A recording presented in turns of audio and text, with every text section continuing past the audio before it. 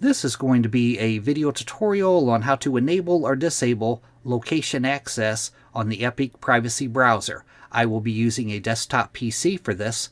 Let me jump over to my browser here. I have the Epic Privacy Browser opened up now. To enable or disable location access, you want to open up Settings. I'm going to go off to the upper right hand corner, up to the three-dot menu. I'm going to click on that. Then I'm going to go down to where it says Settings, and I'm going to click on Settings. Now on the Settings page, the pane off to the left-hand side, you want to go down to where it says Privacy and Security and click on Privacy and Security. Then on the center pane, you want to go down all the way toward the bottom, down to where it says Site Settings and click on Site Settings. And then right up here under Permissions, Location.